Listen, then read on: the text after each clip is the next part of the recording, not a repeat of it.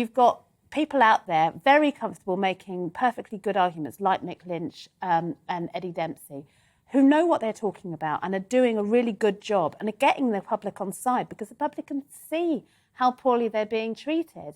And everyone is worried about the cost of living at the moment. And that Sorry, can we... You've actually... I had a note here, too, about an 80s revival.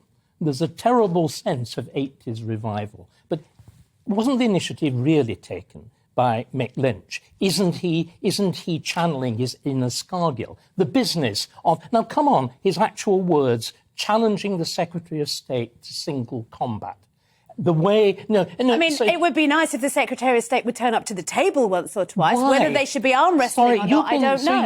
You've been pointing out that there are they're effectively quasi-nationalised industries now. They're also bankrupt.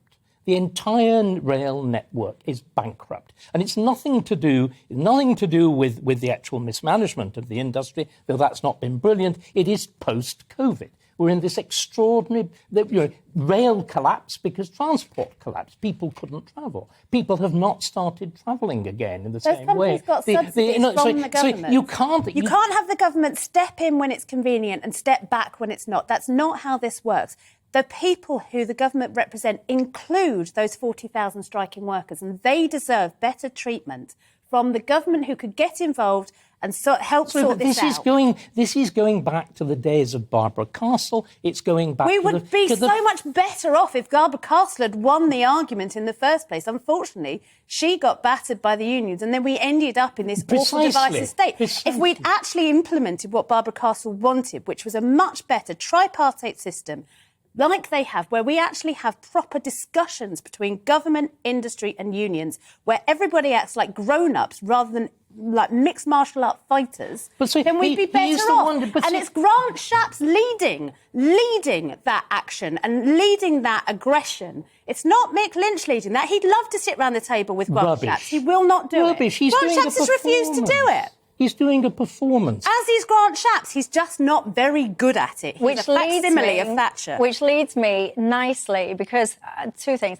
One of the things that you said about, there's such high levels, thresholds in order to strike in the first place. I would dispute that. I actually don't think the thresholds are high enough. So just to remind people at home, if you're listening, as to what those thresholds are, at least 50% of all members must vote in the ballot, and at least 40% of those eligible should vote yes. I don't think that's enough. Half your workforce turning out and 40% of the half saying, let's do that. But that's an incredibly high turnout in this kind of internal ballot. It used to be almost unheard of that you get a turnout like that. That they have got it to this level, it shows you how bad things have got for people. If people were really struggling to the way that everyone's kind of saying, I'm not disputing that they are or they aren't. What I'm saying, if people are really unhappy with their terms, conditions, pay, etc., mustering more than half of your workforce. But they have, haven't they? As I understand it, the actual turnout in some of these votes, the actual voting percentage to vote to go on strike is incredibly high. But I mean, we're smashing 90 percentages. Would you modify it to be over 97%, which I believe some of these ballots have got to? No, but what I would say is you can't have